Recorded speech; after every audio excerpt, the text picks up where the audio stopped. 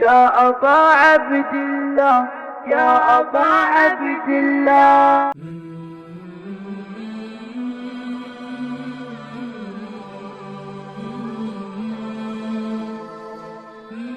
اعوذ باللہ السمیع العلیم من الشیطان اللعین الرجیم. بسم اللہ الرحمن الرحیم.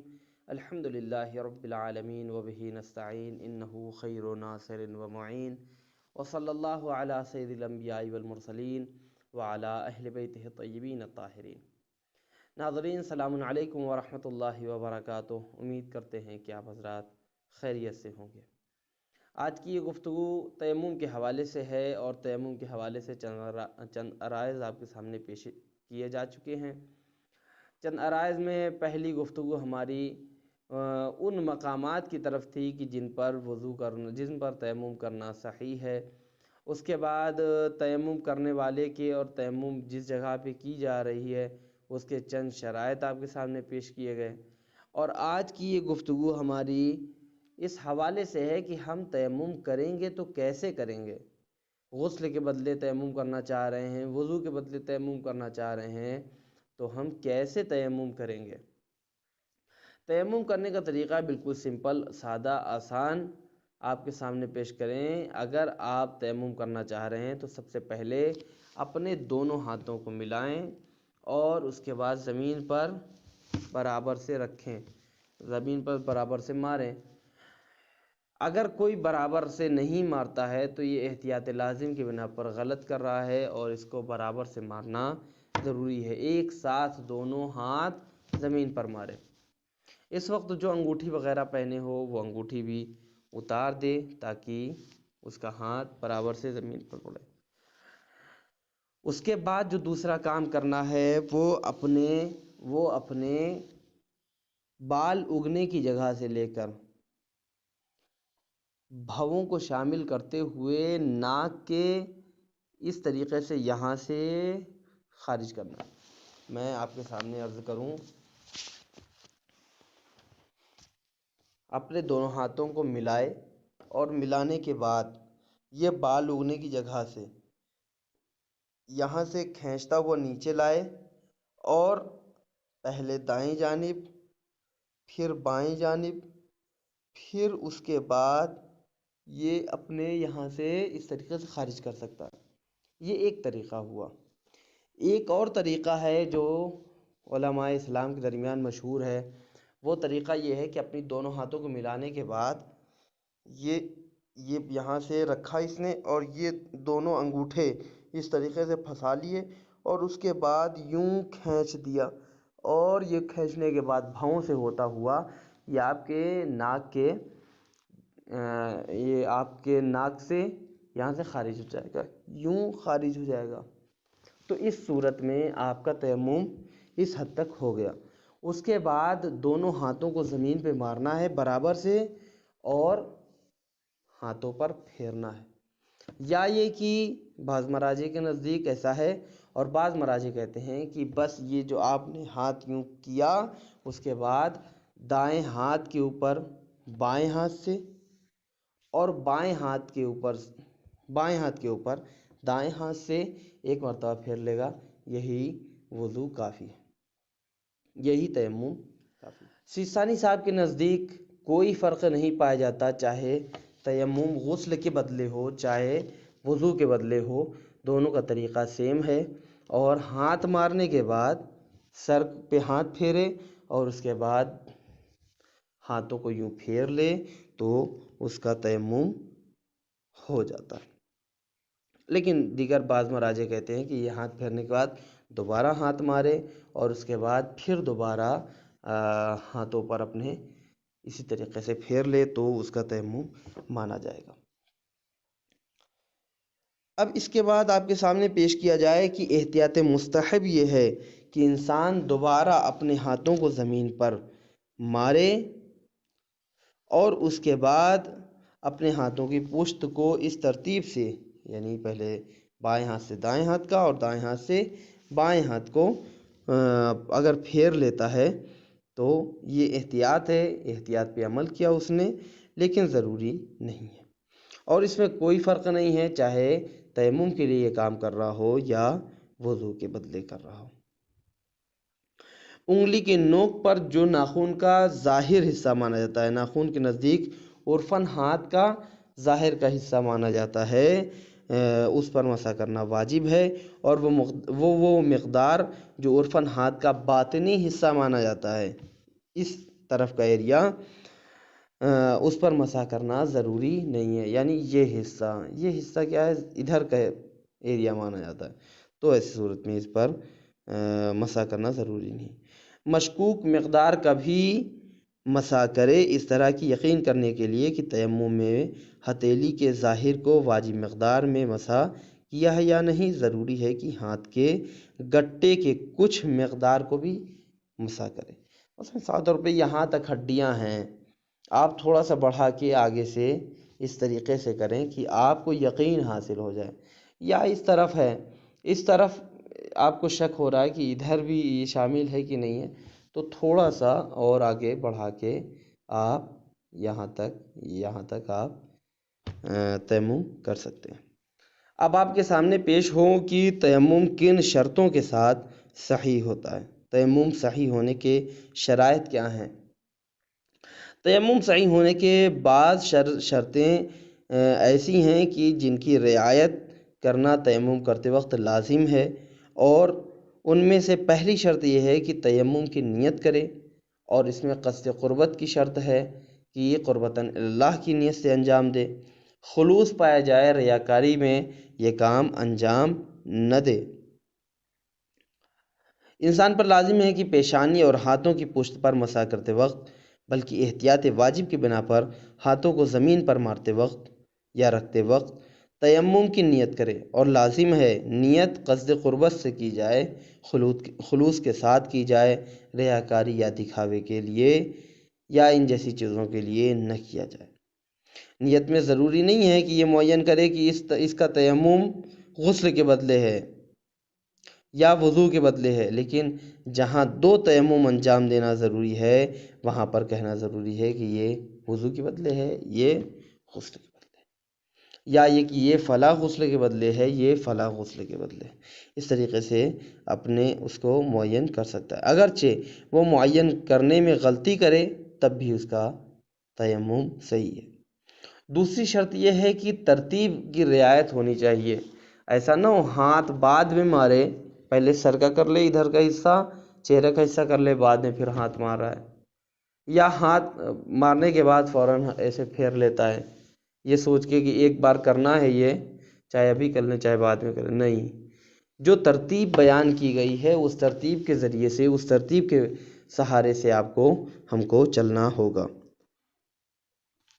تیسری شرط احتیاط واجب کی بنا پر تیمم کے اعضاء پر اوپر سے نیچے کی طرف مسح کرے، ایسا نہ ہو کہ ہاتھ کا مسح کہا گیا تو یوں کر کے ہاتھ لے کے آئے، نہیں، جس طریقے سے وضو میں ہے کہ یہاں سے لے کر نیچے کو لے جائے، اسی طریقے سے تیمم میں بھی ہے کہ یہاں سے لے کر انگلی کے سرے تک پہنچائے، یا ایسا نہیں کر سکتا کہ یوں کر کے آگے بڑھ جائے، نہیں، یوں کر کے آگے نہیں بڑھ سکتا، اوپر سے نیچے کی طرف لے کے آنا ہے، نیچے سے اوپر کی طرف صحیح نہیں ہے۔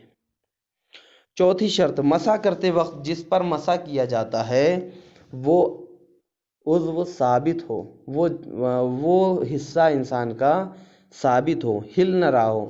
ہاتھ ہم نے یوں کیا اور خود اس کو لے جانے کے بجائے ہم نے کیا، یوں کھینچ لیا، تو یہ ہمارا تیمم نہیں ہوا، ہل نہ رہا ہو۔ اگر یہ ہل رہا ہے تو تیمم صحیح طریقے سے نہیں ہوا، چونکہ آپ دیکھ رہے ہیں ابھی میں جو کر رہا ہوں یہ اصل ہمارا یہ ہاتھ ہل رہا ہے، میرا یہ ہاتھ ثابت ہے، ایسا نہیں ہونا چاہیے۔ قابل ذکر ہے کہ پیشانی یا ہاتھ پر مسح کرتے وقت اگر مختصر حرکت ہو تو حرج نہیں ہے۔ مختصر طور پہ اگر آپ ہاتھ پھیر رہے ہیں اور ہلکا سا اس میں حرکت پائی جا رہی ہے تو کوئی پریشانی نہیں ہے، وہ تیمم آپ کا صحیح ہے۔ پانچویں چیز یہ ہے کہ پے در پے انجام دینا ہے، ایسا نہیں ہے آپ نے ہاتھ مار لیا، اب کچھ دیر بیٹھے ہیں سکون سے، اس کے بعد پھر تھوڑی دیر کے بعد آتے ہیں، سر آپ اپنا چہرہ آپ تیمم میں استعمال کرتے ہیں، تیمم کرتے ہیں، اس کے بعد پھر کچھ دیر آرام کیا، پھر اس کے بعد جو ہے وہ دائیں ہاتھ پہ پھر بائیں ہاتھ پہ اس طریقے سے پھیر رہے ہیں۔ اس کام کو پے در پے انجام دینا، یعنی ایک کے بعد دوسرا، فوراً ایک کے بعد دوسرا انجام دینا ہے۔ ایسا نہ ہو کہ بیچ میں گیپ ہو جائے اور اس طریقے سے گیپ ہو جائے کہ لوگ کہیں کہ یہ تو تیمم نہیں کر رہا ہے۔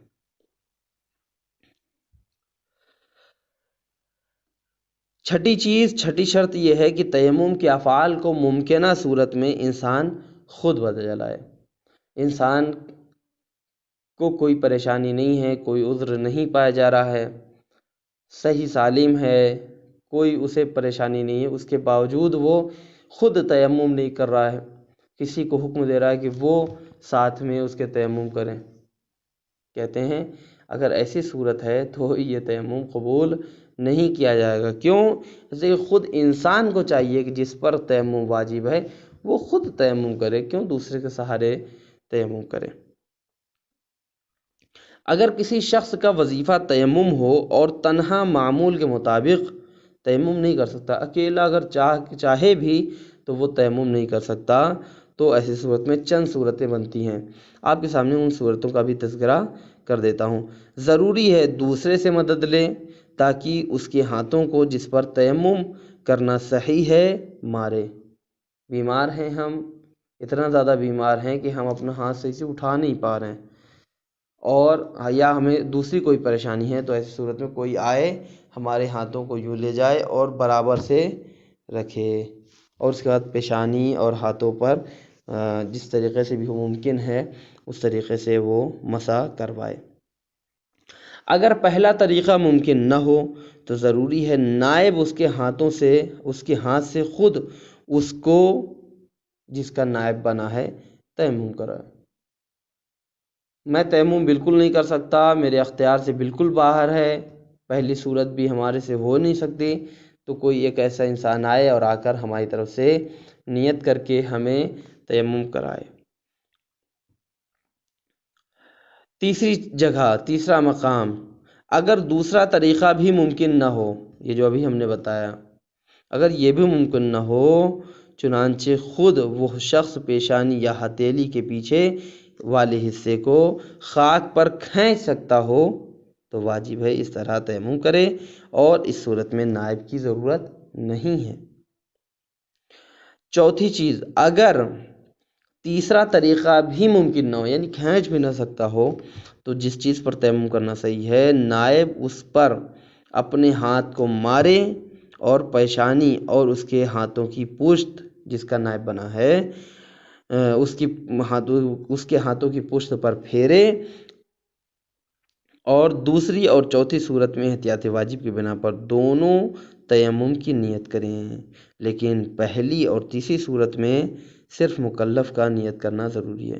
یعنی اس طریقے سے کہا جائے کہ جب نائب آپ کا سہارا بنے تو ایسی صورت میں ضروری ہے کہ نائب بھی تیمم کی نیت کرے گا اور وہ شخص بھی تیمم کی نیت کرے گا۔ لیکن جہاں پہ خود مار رہا ہے، خود وہ کر رہا ہے، صرف ہاتھ کھینچ رہا ہے یا سر کے حصے پر مسائے سے یوں ہی خاک پر رگڑ کے کر رہا ہے، تو اس صورت میں نائب کی ضرورت نہیں ہے کہ نائب وہ کیا کرے، نیت کرے۔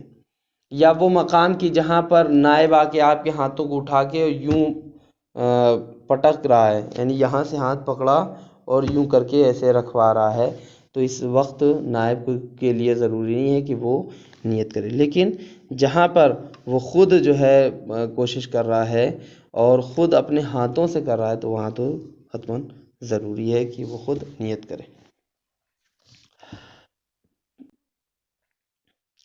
اگر کوئی شخص تیمم کرنا چاہتا ہو تو تیمم کے جن افعال کو خود انجام دے سکتا ہے، یعنی اپنے سے وہ کام انجام دے سکتا ہے، اس میں دوسرے کی مدد نہیں لے سکتا۔ مثال کے طور پر آپ کے سامنے پیش کریں، اگر کسی کا دایاں ہاتھ ٹوٹا ہو اور کسی بھی صورت میں اس کو حرکت نہ دے سکتا ہو، ایسا ٹوٹا ہو کہ اصلا ہلانے کی سکت نہ پائی جائے، ہلانے کی اجازت نہ ہو اسے، تو بائیں ہاتھ سے پیشانی پر مسح کو انجام دے اور اس کے بعد بائیں ہاتھ سے داہنے ہاتھ کی پشت پر مسح کرے اور بائیں ہاتھ کی پشت کو زمین پر پھیر لے، یوں ہی رگڑ لے۔ اس صورت میں نائب بنانے اور اس کے ذریعے مسح انجام دینے کی نوبت ہی نہیں آئے گی، مسح خود کرے گا، کسی کو بلانے کی ضرورت نہیں ہے۔ اگر کسی کا بایاں ہاتھ ٹوٹا ہو اور کسی بھی صورت میں اس کو حرکت نہ دے سکتا ہوں، اسی کے برخلاف، تو پیشانی کے مسح کو دائیں ہاتھ سے انجام دے گا۔ اس کے بعد داہنے ہاتھ کی پشت کو مٹی میں پھیرے، چونکہ یہ بائیں ہاتھ اٹھ نہیں رہا ہے تو اس کو مٹی میں یوں ہی رگڑے گا، پھیرے گا، اور اس کے بعد دائیں ہاتھ سے بائیں ہاتھ کی پشت پر مسح کرے گا۔ اس صورت میں بھی نائب کی ضرورت نہیں ہے۔ تیسری صورت، جس شخص کے دونوں ہاتھ ٹوٹے ہوں، ایک ایسا انسان جس کے دونوں ہاتھ ٹوٹے ہوں اور کسی بھی صورت میں ان کو حرکت نہ دے سکتا، ٹوٹا ہے ہاتھ اور ہم اس کو ہلا بھی نہیں پا رہے ہیں، جائے کہ ہم اس کے ذریعے سے تیمم کریں، تو اس عمل کو انجام دے۔ کیسے انجام دے گا؟ اپنی پیشانی کو زمین پر پھیر سکتا ہے، اگر پھیر سکتا ہے تو اس عمل کو انجام دے، اور پیشانی کے لیے نائب کی ضرورت نہیں ہوگی۔ اس کے بعد چونکہ ہاتھ کو کسی بھی صورت میں حرکت دے نہیں سکتا ہے، ادھر ادھر نہیں کر سکتا ہے، تو نائب اس کے ہاتھ کی پشت پر مسح کرے گا۔ ایک آدمی آئے گا، وہ اس کی ہاتھ پر مسح کرے گا۔ اس طرح نائب، جس کا نائب بنا ہے، اس کو تیمم کرانے کا قصد سے اپنے دونوں ہاتھوں کو زمین، مٹی پر یا اس جیسی کوئی چیز پر مارے گا۔ اس کے بعد جس کا نائب بنا ہے اس کے ہاتھوں کی پشت پر مسح کرے گا۔ اسی طرح احتیاط واجب کی بنا پر مسح اوپر سے نیچے کی طرف، یعنی گٹے سے لے کے انگلیوں کی طرف کرے گا۔ قابل ذکر ہے، احتیاط واجب کی بنا پر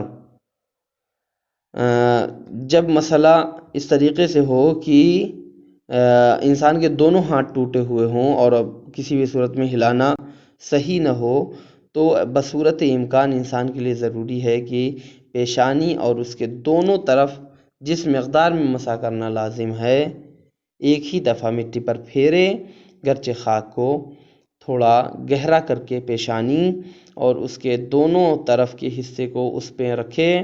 اس کے بعد پیشانی اور اس کے دونوں طرف کو مٹی پر اس طرح پھیرے کہ پیشانی اور اس کے دونوں طرف بال اگنے کی جگہ سے بھووں کی طرف، اوپر سے نیچے کی طرف مٹی پھر جائے۔ اگر اسی طرح احتیاط واجب